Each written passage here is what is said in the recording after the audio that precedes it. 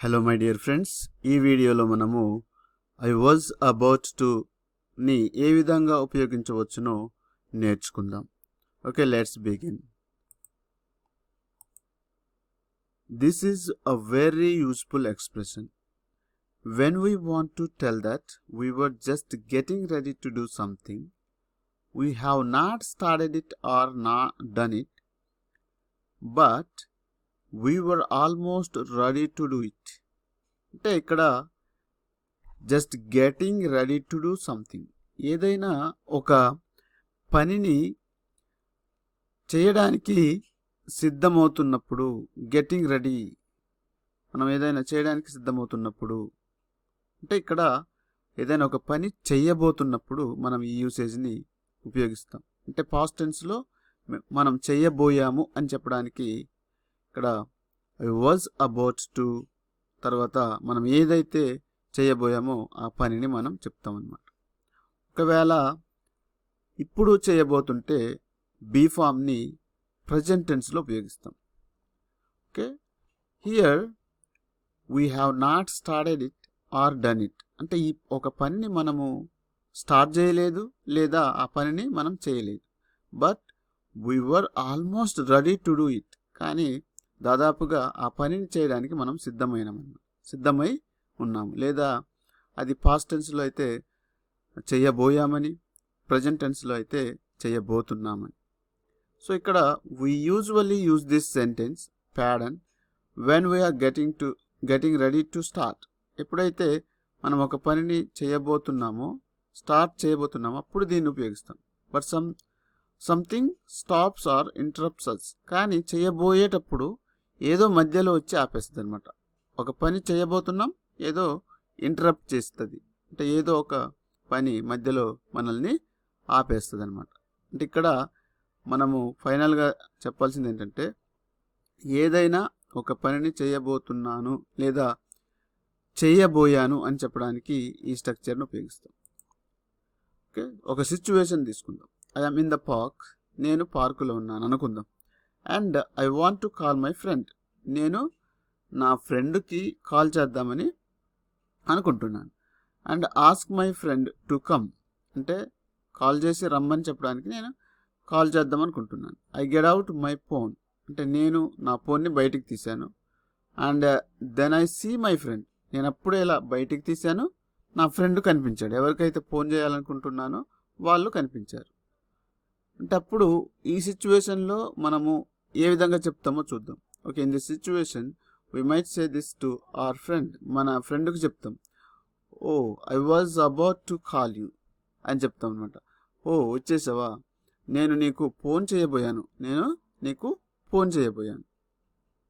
ఈ విధంగా చెప్పడానికి ఐ వాజ్ అబౌట్ టు తర్వాత మనం ఏం చేయబోయామో అక్కడ అది రాస్తాం అనమాట. ఇక్కడ కాల్ చేయబోయాము కాబట్టి కాల్ అని రాస్తాం. I was about to call. ఇంకొక ఎగ్జాంపుల్ చూద్దాం.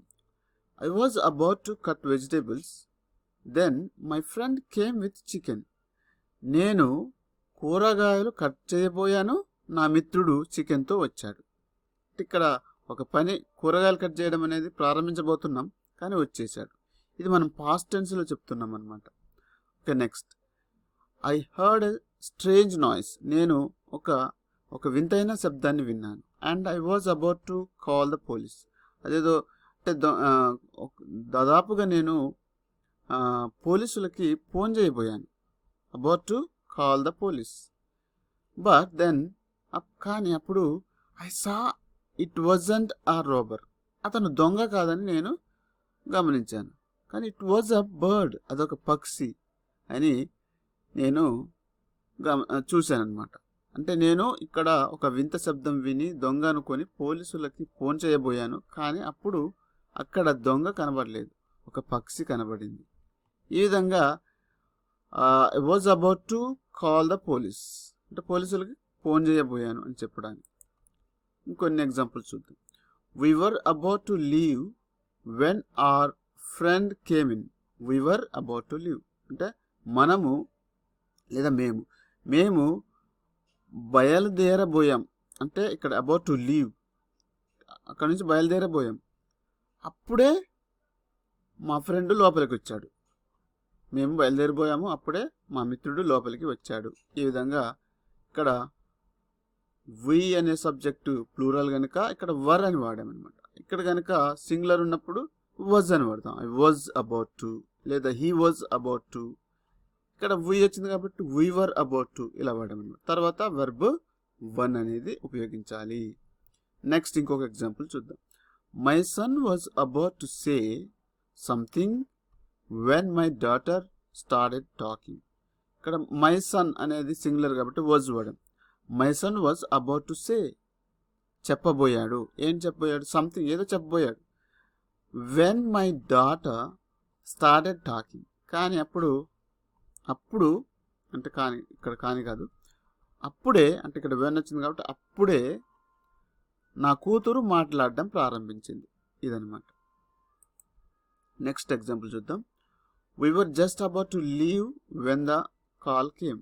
మేము బయలుదేరబోయాము, కాల్ వచ్చింది. ఇక్కడ వి అనేది plural, that's why we used here were.